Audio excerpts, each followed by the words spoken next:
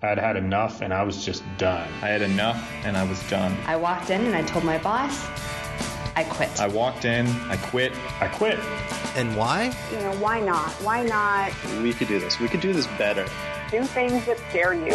I felt alive all of a sudden, and it was amazing. The Go Hunt Life Show, hosted by Todd Nevins.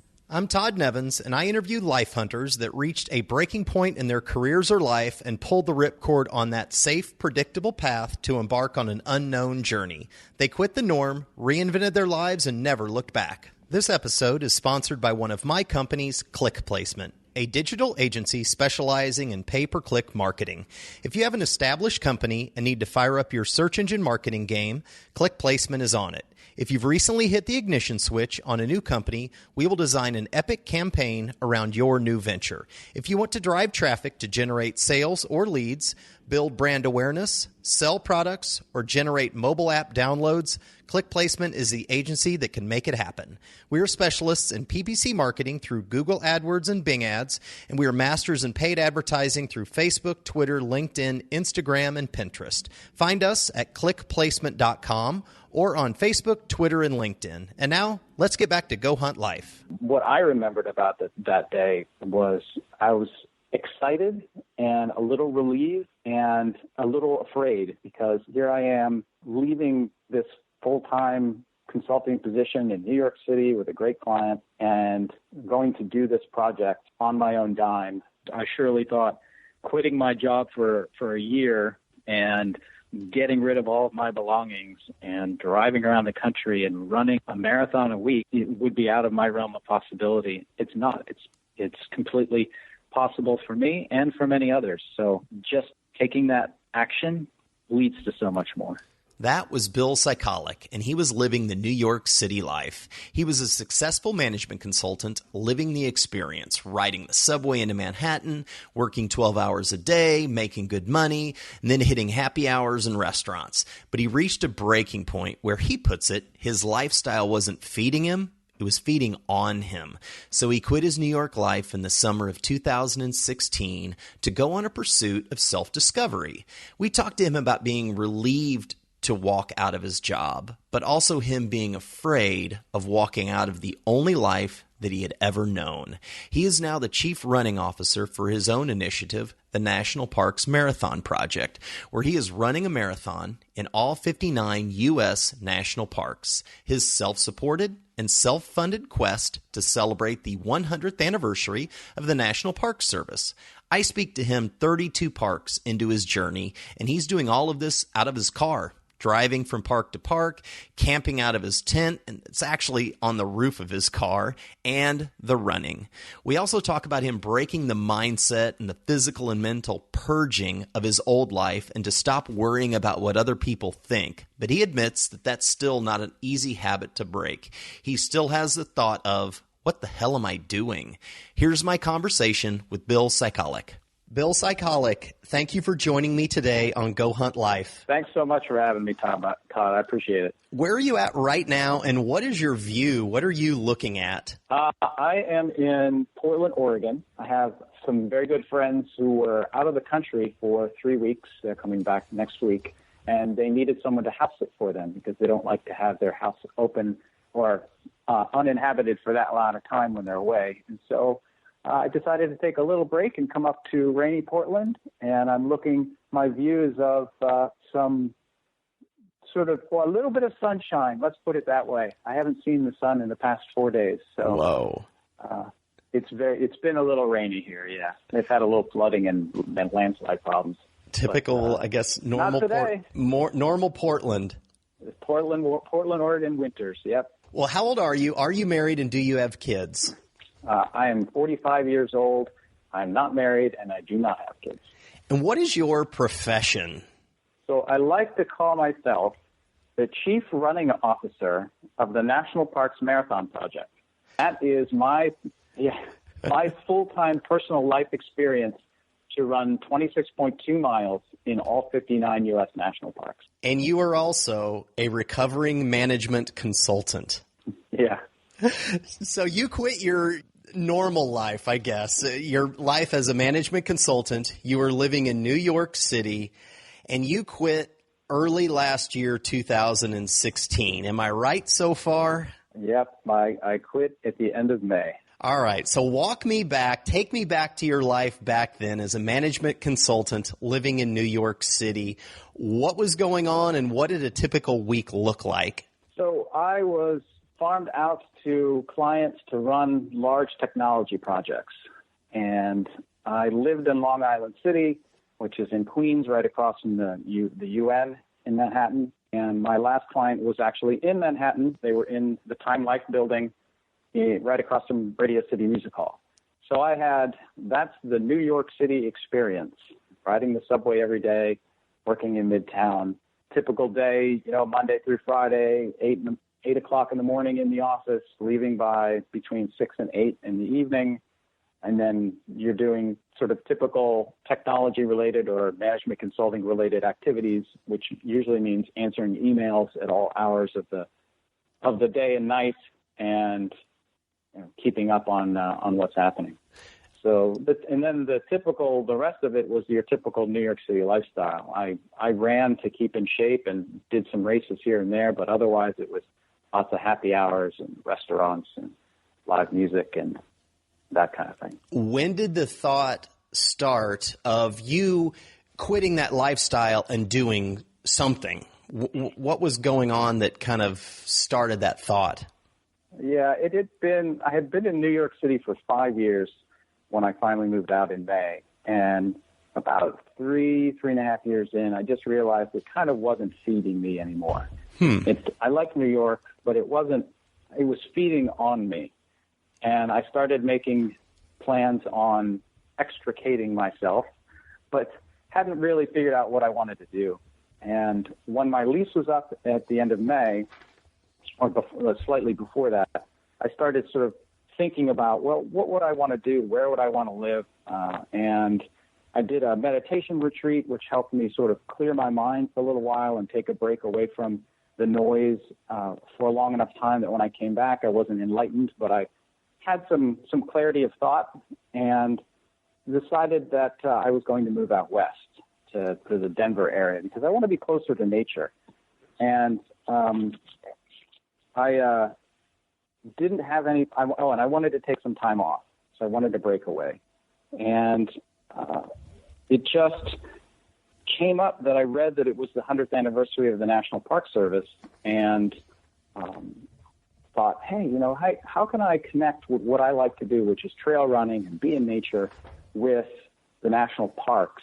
And I thought, well, maybe I could just visit them on my way to Denver. And it wasn't kind of compelling. Like I wanted something that meant something to me. It was physically challenged, was intellectually challenging, it's emotionally challenging.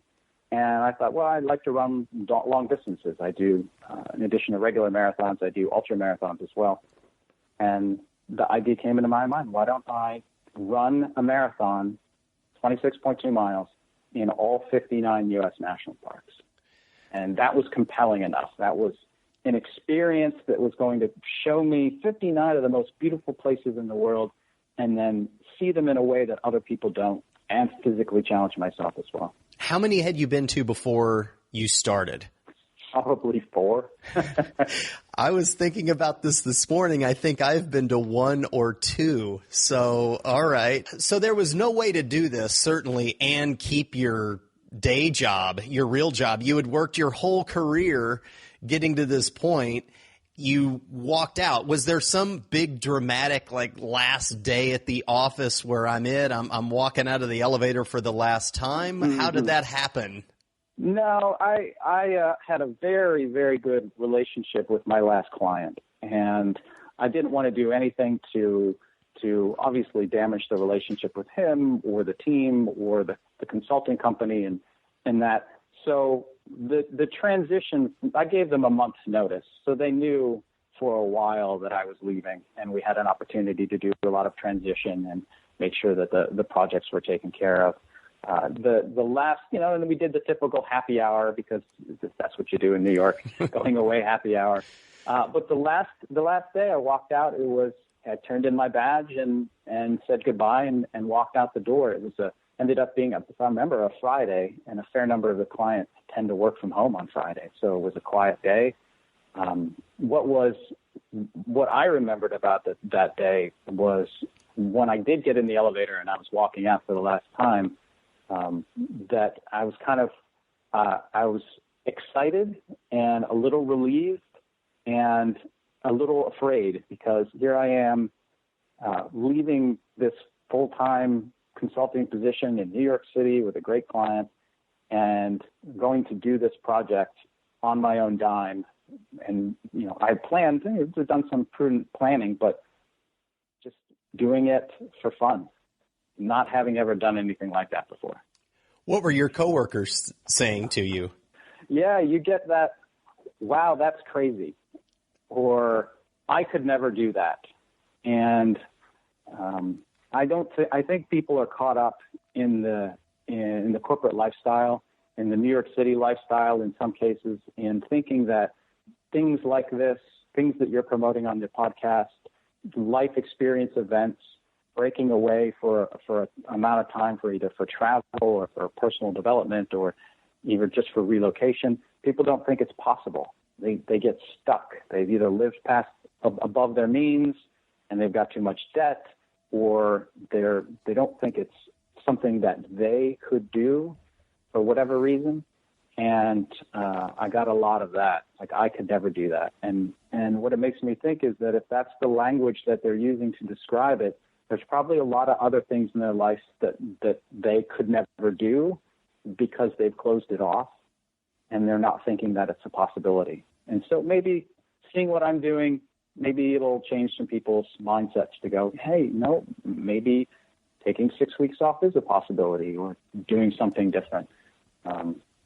You don't have to take off a year or more and run extreme distances in nature, but making a change is still important. The things that I've learned of talking to people that have done exactly what you've done. Okay, you're single, you don't have kids. Okay, so the immediate thing is, Bill's single, he doesn't have kids, he doesn't get it. I've talked to people that have kids in a house and all of the normal things, and they've done something similar to you. And when it's all said and done, the theme is it's easier than we thought it was going to be. To just let it go, make a big decision, and rip cord out into a new life. It is easier than what you think it's going to be. That's what I've learned. Yeah, and with these days of access to information on the internet, you can find someone who's done, if not what you want to do or thinking about doing, something almost like it. Yep. And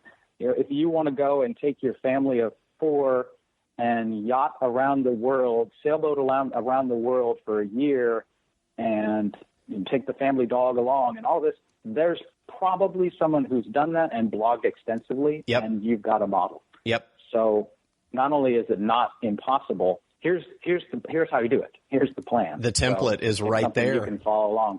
Yeah. Yep. So you mentioned in one of your blog posts or a couple of times the minimalist lifestyle. You're living in Queens, so I'm assuming you didn't have a huge, massive house with all of the things. No. What did you own when you walked out of the office and you were getting ready to get started? What did you own, and did you sell down to next to nothing? Yeah, it was a 750 square foot apartment, sort of slightly larger, typical New York one-bedroom. And I had your standard furnishings, the couches, entertainment center, bookshelves, really nice sleigh bed, really nice antique dresser, all of the kitchen accoutrements and appliances and everything.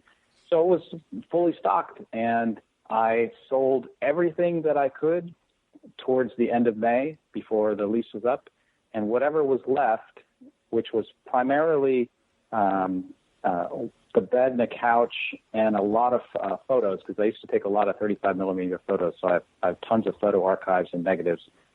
What was remaining, I put in a 10-foot truck and drove down to my brother's house in Pennsylvania and basically gave it to him. So I don't expect to recoup anything except the photos when I finally settle. So I have my photos. I don't even have a bike anymore. I sold my bike. and I have a car with everything else in the car. So how soon after you take your stuff to your brother's did you start your first park, and what park did you start in? Yeah, I left New York City. I think I actually left on the last day of May. All right. So it was right up to the end. And then the first park was Acadia National Park in Maine, and that was on June 18th. So it was less than 3 weeks of final preparations and, packing the car that I went off. Did you choose Acadia because of, geographically it's on the upper northeast and you're just going to work your way across the U.S., or for another reason? That's exactly right. My brother lives in the eastern Pennsylvania, and the thought was to try and drive across the northern part of the U.S. and hit those parks during the summer. Yeah. And then go into the southern part of the U.S. and hit those parks in the winter. And Acadia is a little bit of an outlier because it's one of the very few parks actually in the northeast, and it's way, way up there. So I did that first, and then started across towards the west. I did Shenandoah, so I went down into Virginia and then back up to Ohio, and then on to Michigan, Minnesota, and across the northern part of the U.S. How many have you run so far? 32.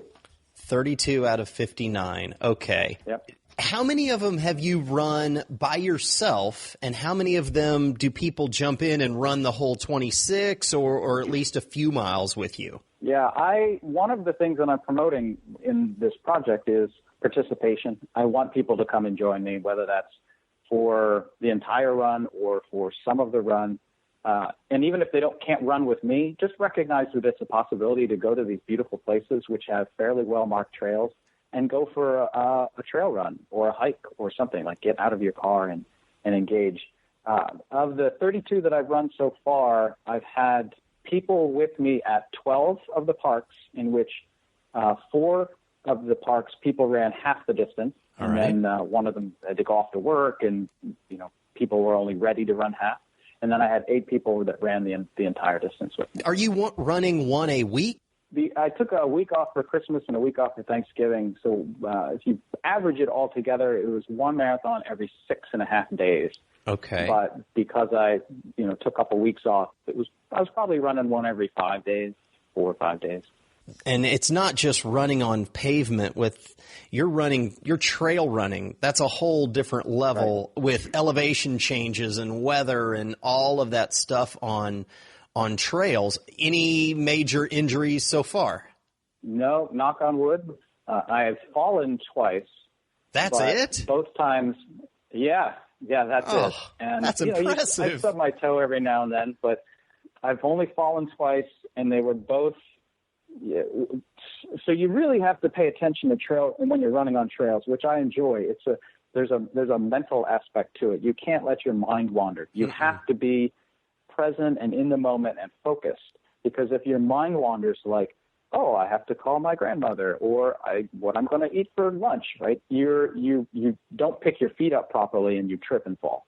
And the 2 times I fell, both of them, I know what happened. My mind just wandered. It was a flat section. It wasn't anything technically difficult or downhill. There was no speed involved. I just caught a toe and fell over. Human error. It was just let the mind wander, and you recognize that and you try not to let it happen again. So when you finish a run at a park, do you pack up that day and you're on to your next thing? I mean, you've got hundreds of miles in between parks, I'm guessing, right? Yeah, lots of distance between the parks. So when I finish, usually I get to the park 3 to 4 days before I'm planning to run. I see the park. I go. I do some hikes. I take a lot of pictures because I still enjoy photography. I'll do a little writing on the side when I'm not in the park. I go to the visitor center and look at all of the exhibits, and then I pick a day, 3-4 days in, and then I run. And I usually spend that same night, the day that I run, at the park, because I don't like to drive long distances after I've just finished a marathon. So I spend the night, and then the next day I drive to the next park. You've got your parks on your website, so you know where you're going to be. I mean, 5 weeks from now, you know pretty much exactly where you're going to be and what park you're going to be staying in, correct? Yeah, I have a full schedule of all the parks in the lower 48, and it's a little bit flexible because if there's a problem with weather or, heaven forbid I have a flat tire and I have to spend a day or two extra somewhere doing repairs or anything like that, then it may change, but I tend to keep it up to date on the website so that if people do want to join me, they know when I'll be in town. On your Instagram feed, you have a picture of the tent. It is not a normal tent by any means. It's on the luggage rack of your Subaru, and then it folds out, and it's like a second-story condo on the roof of your car. I've never seen a tent like that. Why are you staying in a tent like that versus a normal tent on the ground? Yeah, that is it's called a rooftop tent, and it affixes to a standard roof rack. So the roof rack that's on the car is just a standard two-layer roof rack, nothing special. And it's made by a company. The tent is made by a company called Tepui Tents. They're out of Santa Cruz in California. And I read about these as I was doing some research. I knew I wanted to keep my costs down, and so that was going to involve doing some camping. But I was looking for some sort of alternative because I didn't want to lay on the ground.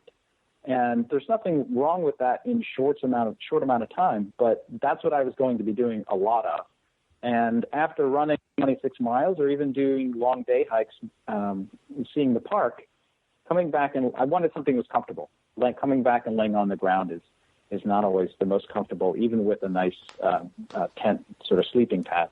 So I found these online, and I thought, wow, that's a great option. It has so I tell people it opens up like a kid's pop-up book. Mm-hmm. So when it's closed, it looks like a pizza box. And then when you open it up, it goes, boop, and there's the tent. Boop, here it is.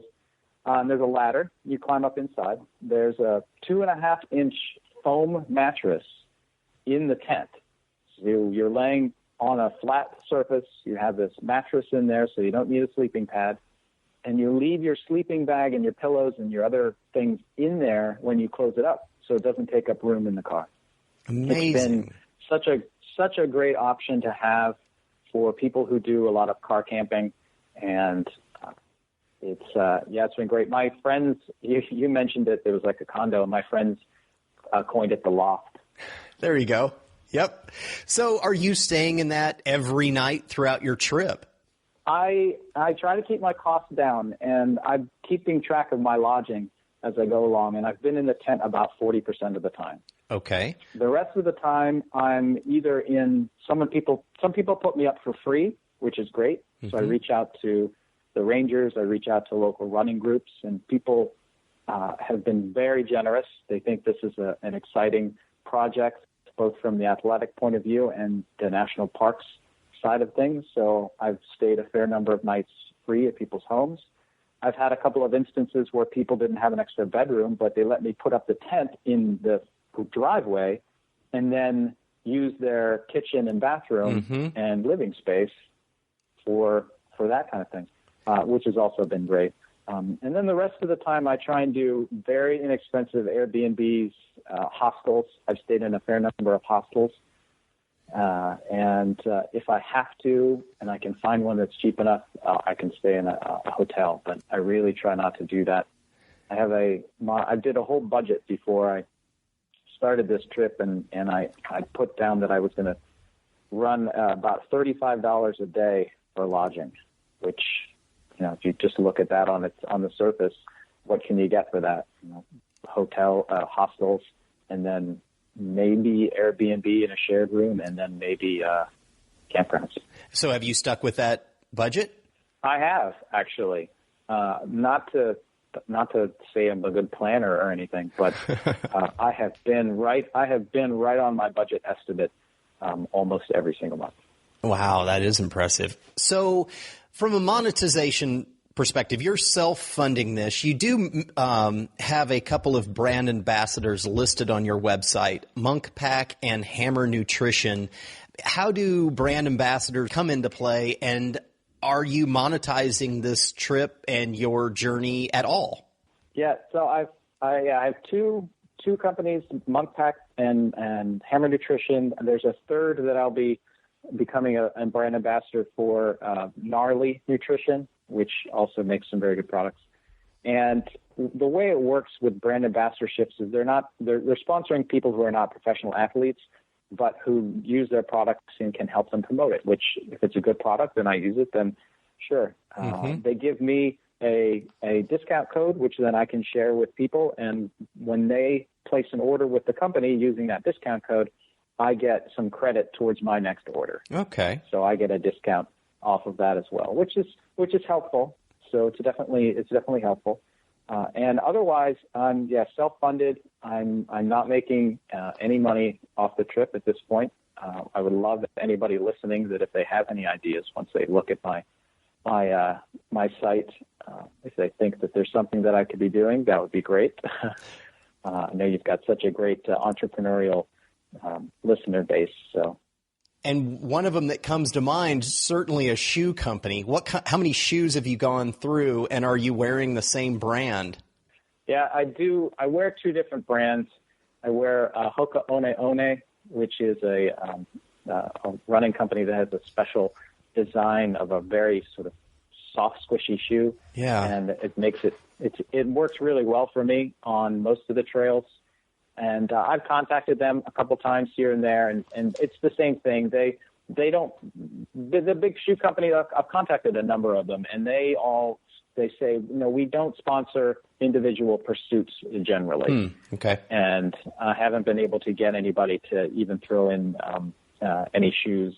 So I've gone through 3 or 4 pair, and I wear the Hoka One One most of the time, and then I wear Saucony Peregrines when it's really technical terrain. If it's extra rocky, they're a little bit better in that kind of terrain. You're a seasoned runner and certainly a trail runner. What are your thoughts on the minimalist shoes, almost barefoot running shoes without any sole? I tried that. I actually think it's fine. I believe that biomechanically we are designed to go mostly barefoot, as little structure impeding our foot as possible. I don't think we should be minimalist or barefoot on concrete or asphalt. That doesn't make any sense because we're not designed to run on that. All right. But on packed earth, out in the trails, yeah, sure, if it works for you. I had gone to a podiatrist once because I was having some foot problems, and I said, hey, I tried these minimalist shoes. And he goes, yeah, I get a lot of people that have come in to try this and had problems with their feet because they've grown up their entire life wearing shoes with some sort of sole. Right. And then when you transition to minimalist, particularly if you do it too fast, it can actually cause you problems. Sure. So I tried a number of times, and it just doesn't work for me. So I just wear standard running shoes. Got it. But for people that works for, yeah, it's great. So how many bears, rattlesnakes, and moose have you seen, or anything else that's, I don't know, that can poison you or maul you? Yeah. It's been really cool to be on this trip in terms of animal sightings. I've seen all sorts of different things that I would have I didn't know was in the U.S., much less had the opportunity to see up close. So I've seen bears in 3 parks, Teton, Voyageurs National Park in Minnesota, which that was a little surprising. I didn't expect. No one actually warned me that there could be bears there. So Voyageurs, Tetons, and Glacier. Which Teton and Glaciers, it's very frequent that you see bears there, or fairly frequent. I've seen moose at Glacier, and some of the other things, no rattlesnakes, although I think I heard one once. All right. But the other animals that are interesting, like I just saw a javelina, which is it's a pig-like animal. It's not part of the pig family, but if you look at it, you would say that's like a wild boar. That was interesting. I saw that at Guadalupe Mountains in Texas. Yeah. I've seen pronghorn. So it's an antelope. I don't know if you've ever seen a pronghorn. No.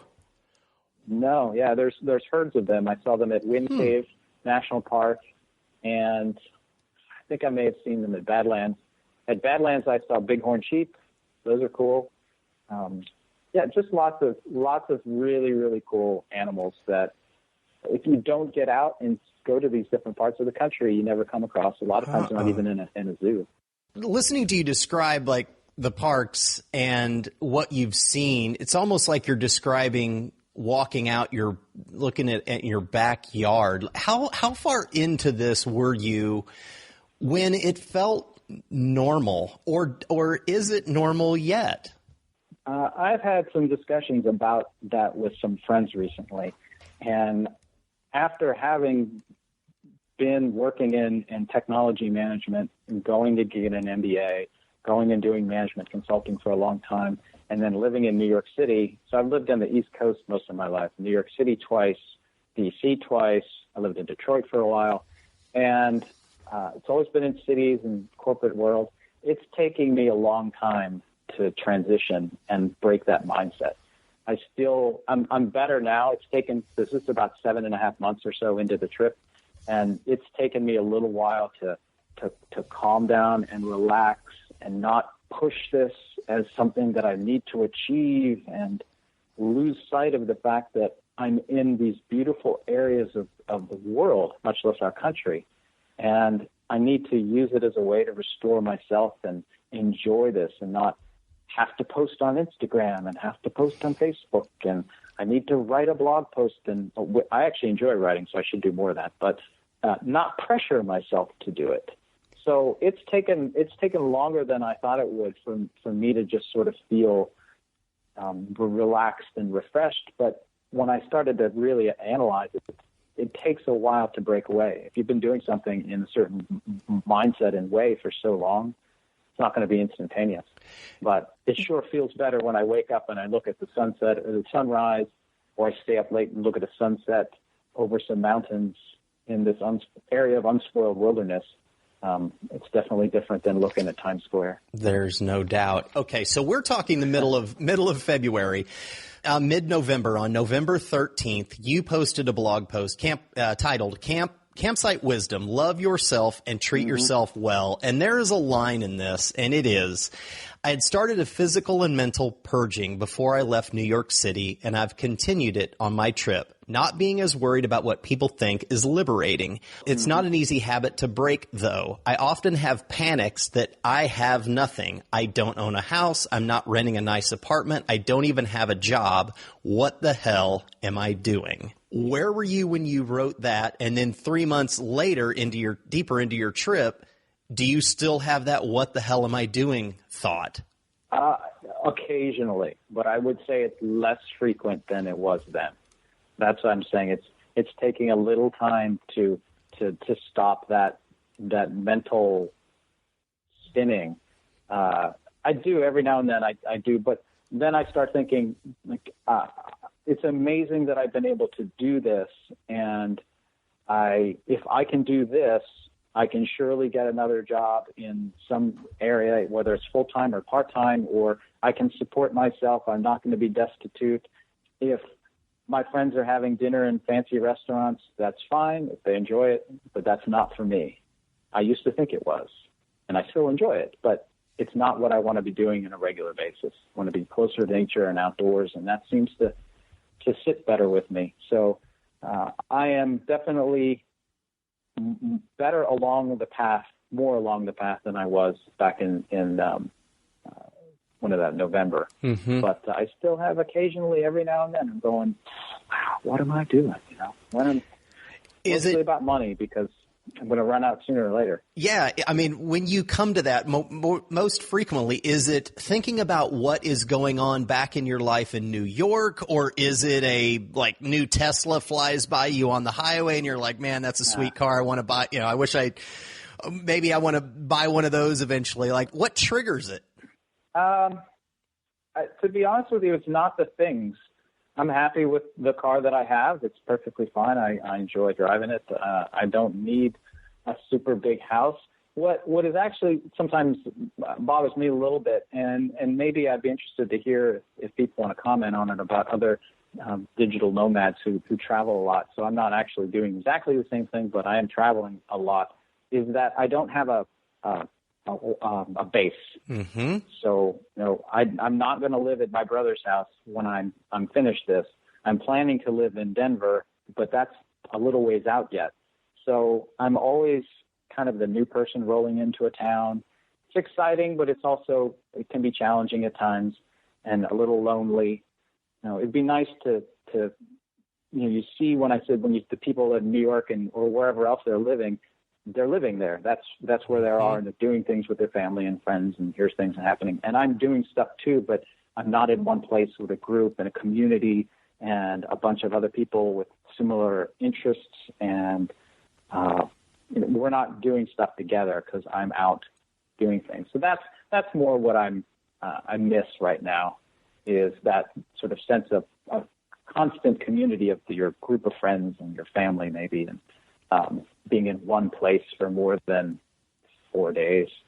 That was pointed out that as you're explaining that, I've got a guest, Michael Hodson, and he traveled for 7 years, but he was an attorney, and in his early 40s, he left and went to circumnavigate the globe in 1 year without getting on a plane. It actually took him a year and a half, but he ended up traveling for 7 straight years and not living in one place longer than 30 days.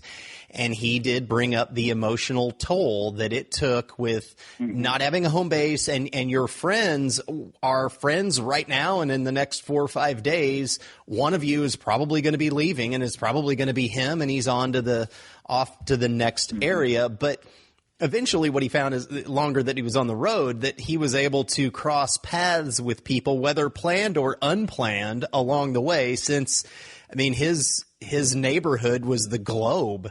And so he was all over the place, but it did take time. It did take some time to get used to that and not have a home base. And he's actually off of the road now, and ironically, his home base is Austin. So what is your end game? Because you've got a very definitive 59 parks.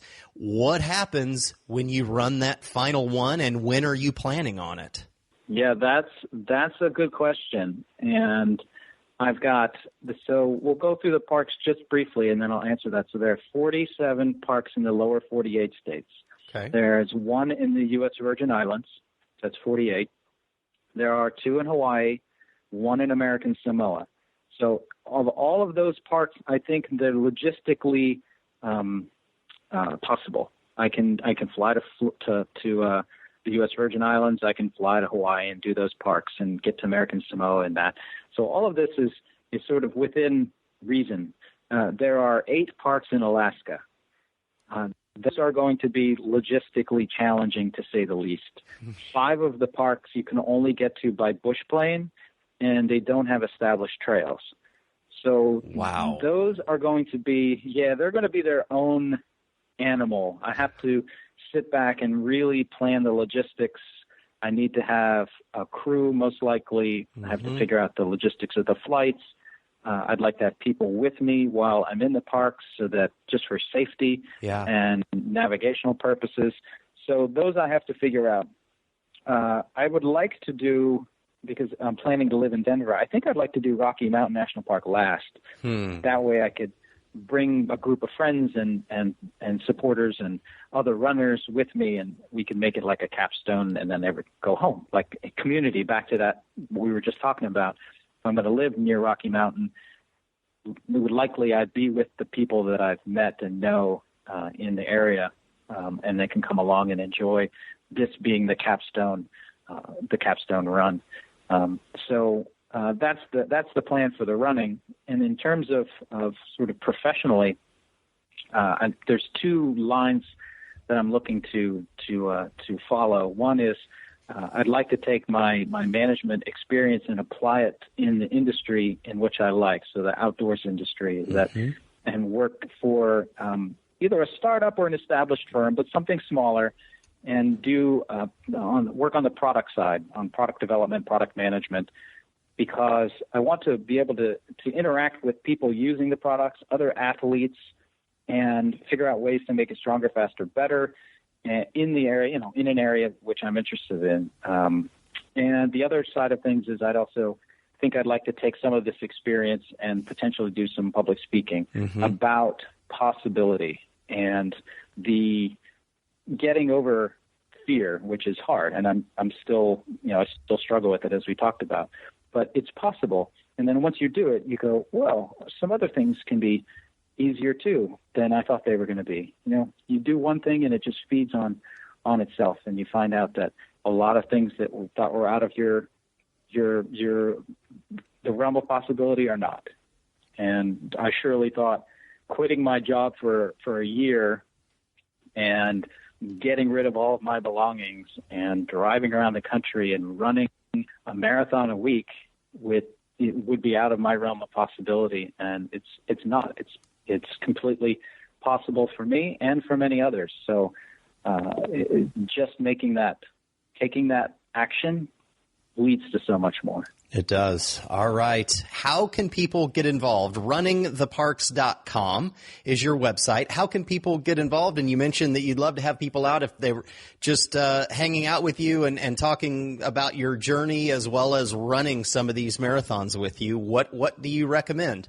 Yeah, the best way is to go to runningtheparks.com, and that has all of my social media information there. You can contact me on Twitter. My handle there is @RunTheParks. On Instagram is @RunningTheParks. And then Facebook, if you search on Running the Parks or National Parks Marathon Project, my page there will come up.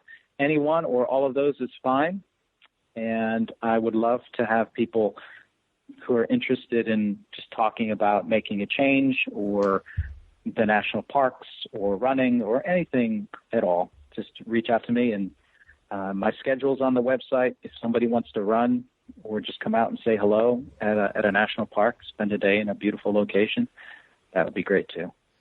Bill, that is all I've got for you today. Good luck on your next run and finishing up all 59, and I'll have these links in the show notes as well. But thank you for joining me today.